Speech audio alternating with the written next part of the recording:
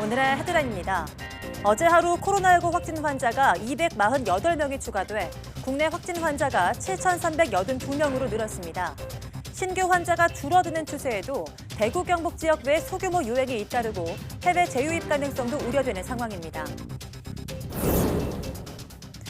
오늘부터 마스크 오부제가 시행되면서 출생연도 끝자리가 1과 6인 국민은 오늘 약국에서 공적 마스크를 살 수 있습니다.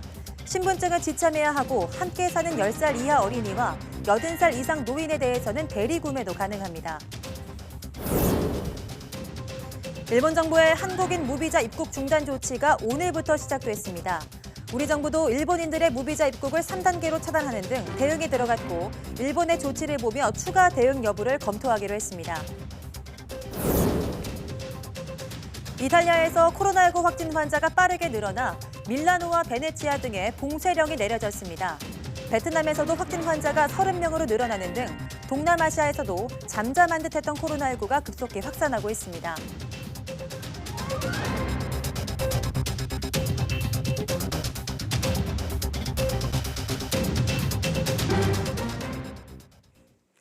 여러분 안녕하십니까? 3월 9일 사이언스투데이입니다. 어제 하루 코로나19 감염 환자가 248명 추가됐고 사망자는 1명이 늘었습니다. 중앙방역대책본부는 오늘 0시 기준 국내 확진자가 모두 7,382명, 사망자는 51명으로 집계됐다고 밝혔습니다. 대구 지역에서만 신규 환자 190명이 생겨서 누적 환자는 5,571명으로 늘었습니다. 경북에서도 26명이 추가 발생해 누적 확진자는 1,107명이 됐습니다.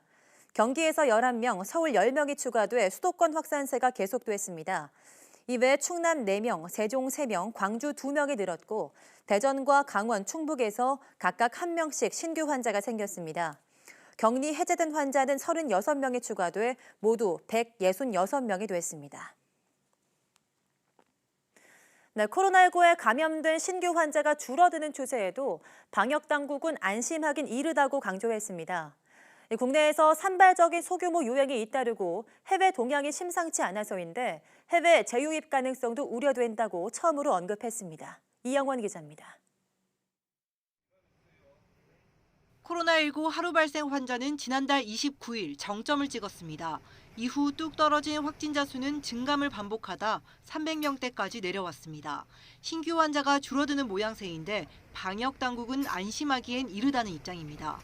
확산 추이가 다소 진정되고 있는 초기에 불과하며 지금은 코로나19 감염이 더 뚜렷하게 감소하도록 한층 더 노력하고 집중해야 할 순간입니다. 큰 변수로는 심상치 않은 해외 동향이 꼽힙니다. 중국을 넘어 유럽과 중동 지역까지 들썩이고 있어서인데 특히 이탈리아와 이란에서 확진자와 사망자가 하루가 다르게 늘고 있습니다.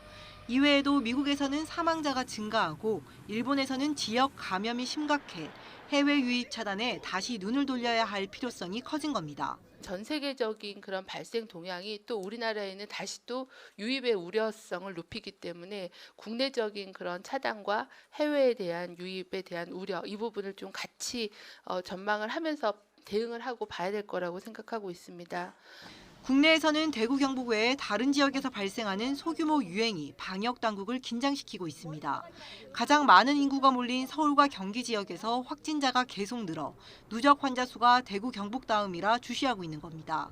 그 신천지 교도들로부터 나오는 확진자 수는 이제 점차적으로 이제 감소하는 그런 추세고 확진자 수가 계속 증가하는 추세는 아니고 정체 상태에 있거나 약간 감소하는 그런 추세이다. 이제 그 외 지역 같은 경우는 지금 산발적으로 계속해서 이제 발생을 하고 있습니다. 정부는 밀집도가 높으면 확산세가 가팔라질 수 있는 점을 우려해 감염 경로와 접촉자 파악 등 역학조사에 주력하는 한편 사회적 거리 두기를 거듭 강조했습니다.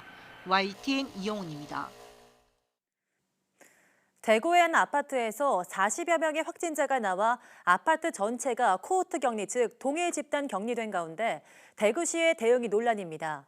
첫 환자 발생 2주 뒤 역학조사가 이루어졌고 신천지 교인들의 집단 감염 사실을 확인하고도 바로 공개하지 않았습니다. 허성준 기자입니다. 마스크와 우산으로 얼굴을 가린 사람들이 버스에 탑승합니다. 모두 확진 판정을 받고 격리시설로 이송되는 한마음 아파트 입주민입니다. 이 아파트에서 첫 확진자가 나온 건 지난달 19일. 대구의 첫 확진자인 31번 환자가 확인된 바로 다음 날입니다. 이때부터 최근까지 같은 주소지에서 무려 46명의 환자가 쏟아졌고 모두 신천지 교인들로 확인됐습니다. 하지만 대구시는 지난 4일에서야 역학조사를 실시하고 아파트를 동일 집단 격리했습니다. 하루에 13명이나 확진자가 나온 지난달 24일을 기준으로 하더라도 9일이나 지난 뒤였습니다. 아파트 집단 감염 사실도 주민 제보를 통해 파악했습니다. 종합복지회관장이 저희 상황실로 우리 아파트에서 여러 확진자가 나왔다는 소문이 있습니다. 라는 얘기를 듣고 그렇게 해서 한번 데이터베이스 검사를 하면서 한마음 아파트에 다수의 확진자가 나왔다는 걸 알게 되었고 신천지 교인들의 집단 거주 시설에서 대규모 감염이 발생한 사실을 공개한 시점도 문제입니다. 권영진 대구시장이 언론 브리핑을 통해 시민들에게 사실을 알린 건 지난 7일로 역학조사를 벌인 지 사흘 뒤였습니다. 이분들 사이에 얼마나 확진자가 있는지, 그다음에 어떤 형태로 이루어졌는지, 그다음에 이분들로 인한 지역사회 전파가 가능성이 어느 정도 있는지를 파악하는 게 우선이었습니다. 그래서 그런 부분들을 파악하는 데 저희가 조금 집중했다. 이 같은 사실을 전혀 모른 채 보름 넘게 평소와 다름없이 생활해온 주민들은 불안한 마음을 감추지 못합니다. 진작에 알았더라면 또 그러 가지도 않았을 뿐더러 또 시에서 알았더라면 미리 우리한테 얘기해 줬으면 주의 상권 저뿐만 아니라 다른 분들도 거기 가는데 그 근처에 갔을 때는 다들 조심했겠죠. 고의성인지 뭔지는 모르겠지만 참 괘씸하고 좀 원망스럽기까지 하네요. 대구시 등 방역당국은 뒤늦게 한마음 아파트 주민 가운데 자가격리 수칙을 어긴 2명을 고발할 계획입니다. 하지만 입주자의 60% 이상이 신천지 교인이고 46명의 무더기 확진자가 발생한 아파트에 대한 대구시 등 방역당국의 조치가 부실 늑장 대응이라는 비난은 피하기 어려울 것으로 보입니다. YTN 허성준입니다. 코로나19 바이러스의 돌연 변이가 확인되면서 더 센 바이러스가 출현할지 관심이 쏠리고 있습니다. 미리 대비하는 차원에서 동물 실험 등 후속 연구가 시급하다는 지적입니다. 이성규 기자입니다. 바이러스 돌연 변이는 복제 과정에 에러가 생겨 일어납니다. 이 같은 에러는 무작위적으로 일어납니다. 따라서 돌연 변이 발생 초기에는 병원성이나 전염력이 세지거나 약해지는 등 다양한 변이 바이러스가 발생할 수 있습니다. 이들 변이 바이러스는 시간이 지날수록 생존에 최적화한 바이러스만이 살아남게 됩니다. 바이러스 입장에서 최적화는 숙주가 죽지 않을 정도로 병원성을 일으키며 전파력이 세진 경우입니다. 코로나19도 초기에는 병원성이 아주 높다가 향후에 계속 사람한테 있으면서 병원성은 낮아지고 확산은 더 잘 시키는 이제 그런 바이러스가 되면서 인간 스스로도 크게 위협을 느끼지 않고 바이러스 자신도 죽지 않고 오래 살면서 개체 수를 늘릴 수 있기 때문입니다. 실제 중국 연구팀은 코로나19 발병 초기엔 좀 더 공격적인 A형 바이러스가 많았지만 A형은 1월 이후 감소했다고 밝혔습니다. 하지만 현재 시점에서 변이 바이러스의 전염력이나 병원성 경향을 판단하기는 어렵습니다. 그러니까 현재 보고되어 있는 것은 유전자상의 변이가 있다라는 정도고요. 이게 어떤 결과를 낳을 건지에 대해서는 동물을 사용을 해서 그 유전자 변이가 동물의 어떤 병원성이나 전파력에 어떤 영향을 미치는지 이 부분에 대한 검증이 필요합니다. 또 코로나19가 신종 바이러스라는 점에서 이전 바이러스와는 다른 변이 양상을 보일 가능성도 있습니다. YTN 사이언스 이성규입니다. 코로나19로 요즘 불안감과 우울감 호소하는 분들이 늘고 있습니다.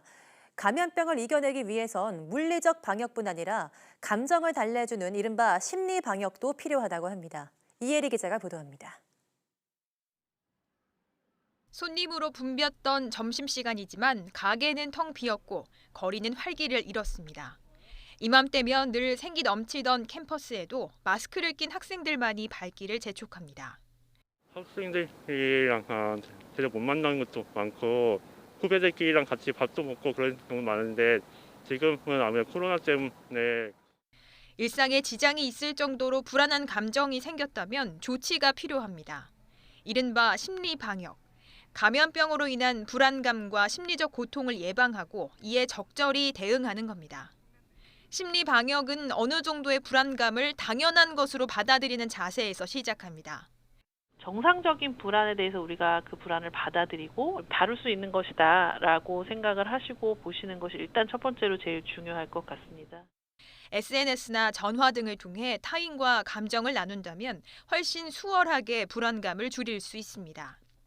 감염병 진행 상황에 지나치게 몰입하기보단 일상생활에 집중하고 줄어든 신체 활동을 집안에서 할 수 있는 가벼운 운동으로 대신하는 것도 중요합니다. 영화 감상이나 음악 네. 감상, 이런 독서 이런 것들을 좀 계속하는 것도 큰 도움이 되겠습니다. 네. 또 불안감을 부추기는 부정확한 정보를 걸러내는 노력도 필요합니다. 특히 자가격리 중인 사람들의 경우 불안감이 더 클 수 있는 만큼 불가항력의 상황을 수용하고 자가격리의 필요성과 의미에 대해 스스로 되새기려는 노력이 필요하다고 전문가들은 조언했습니다. YTN 사이언스 이혜리입니다.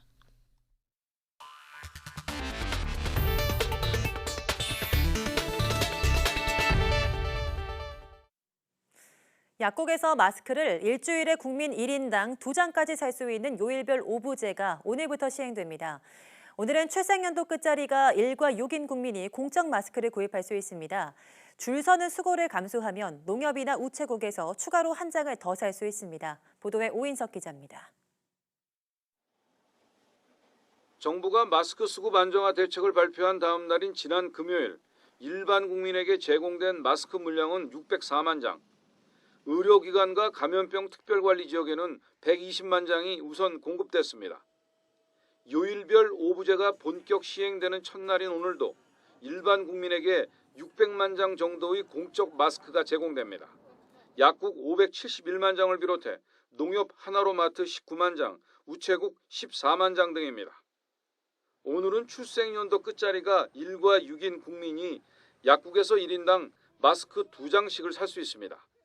화요일은 출생연도 끝자리가 2와 7, 수요일은 3과 8 등의 방식이며 주중에 구하지 못하면 주말에 구입할 수 있습니다. 공급이 수요를 따르지 못하는 상황에서 정부는 마스크 구매 수량을 1인당 2매로 제한할 수밖에 없었습니다. 가능한 한 공평하게 마스크를 구매할 수 있도록 제도를 설계했습니다. 중복 구매 확인 시스템으로 구매 이력을 확인하기 때문에 주민등록증이나 운전면허증, 여권 중 하나를 꼭 가져가야 헛걸음을 피할 수 있습니다. 약국 한 곳당 하루 250장의 공적 마스크를 판매하며 가격은 1,500원이라고 정부는 밝혔습니다. 어린이와 노인, 장기 요양급여 수급자, 장애인 등을 대신해 대리 구매도 가능합니다. 중복 구매 확인 시스템이 구축되지 않은 농협 하나로마트와 우체국을 통해 각각 1인당 마스크 한 장을 더 구매할 수 있습니다. 줄을 서는 수고를 감수한다면 시스템 구축 전까지 일주일에 약국 2장에 더해 농협이나 우체국에서 매일 한 장씩을 살 수 있습니다. 또 해당 주에 마스크를 구매하지 않을 경우 구매 권한은 다음 주로 이월되지 않습니다. YTN 오인성입니다. 일본 정부가 한국과 중국에서 제3국을 경유해 일본에 입국하는 사람에 대해서는 당초 2주 대기를 적용하지 않기로 했다가 다시 적용하기로 방침을 번복했습니다. 호생노동성은 홈페이지에 게재한 코로나19 대책 관련 문답 자료에서 한국과 중국에서 다른 나라에 경유해오는 항공기와 선박의 탑승자도 2주 대기 대상이 되느냐는 질문에 대상이 된다고 답변했습니다. 호생성은 앞서 6일 홈페이지에 게재한 문답 자료에서는 같은 질문에 대상이 되지 않는다고 밝혔습니다. 오락가락하는 일본 정부의 방침에 혼란이 가중되고 있다는 비판이 제기되고 있습니다. 이런 가운데 한국과 일본이 상호 무비자 입국 중단 조치를 오늘 새벽 0시부터 시작했습니다. 우리 정부는 일본인들의 무비자 입국을 3단계로 차단했는데 정부는 우리 국민의 보건을 최우선한 조치라고 강조했습니다. 김희준 기자입니다.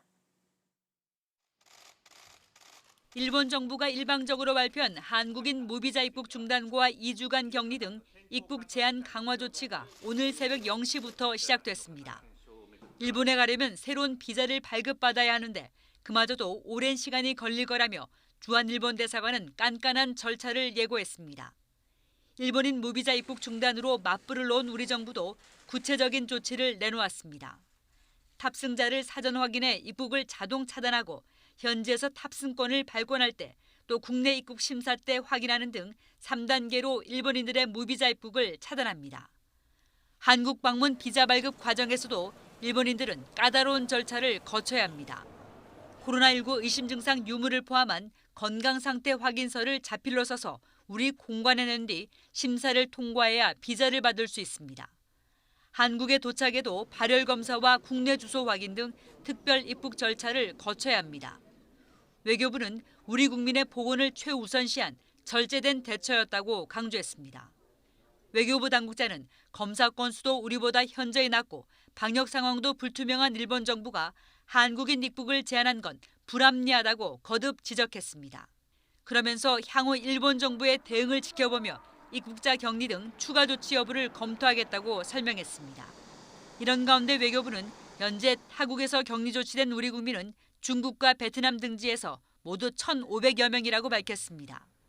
또 코로나19 확진 환자가 급증 중인 이란에서 우리 교민과 주재원을 데려오기 위해 현지에서 전세기 탑승 수요를 조사 중이라고 전했습니다.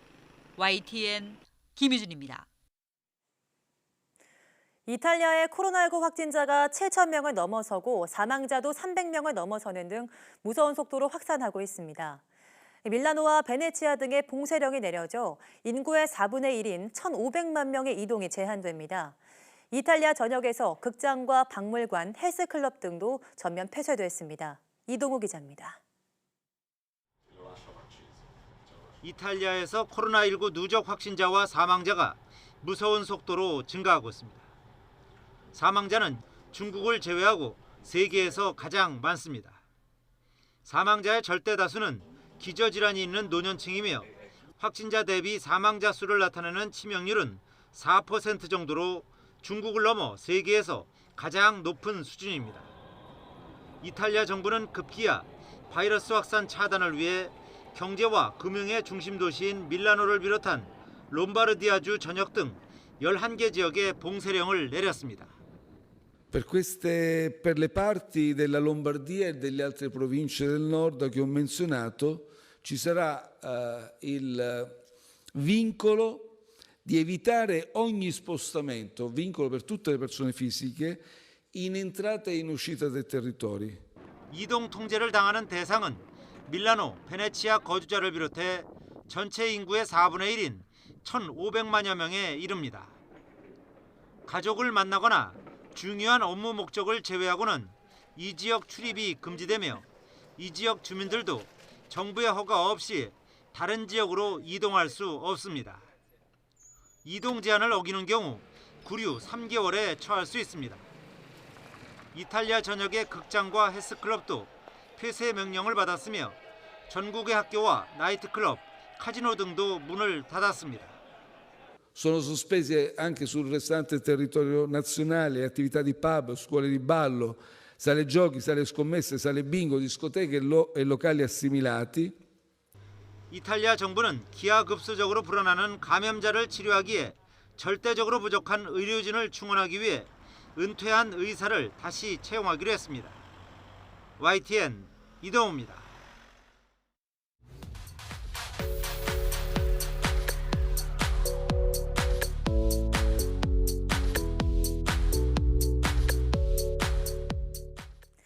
네, 코로나19가 계속해서 확산하고 있습니다. 이 때문에 감염 우려로 다른 사람과 만나는 걸 꺼리게 됐는데요. 이렇게 만남을 피하는 상황에서 이루어지는 활동을 언택트 문화라고 부릅니다. 사실 언택트 문화, 즉 비대면으로 진행되는 일은 이전에도 많았는데요. 코로나19 여파로 각 기업, 가정, 삶 전반으로 확대되는 추세입니다. 오늘 오후 사이언스투데이 스마트 라이프 시간에는 언택트 문화에 대해서 이야기 나눠보겠습니다. 모두 많은 시청 바랍니다. 함께해 주신 여러분 고맙습니다.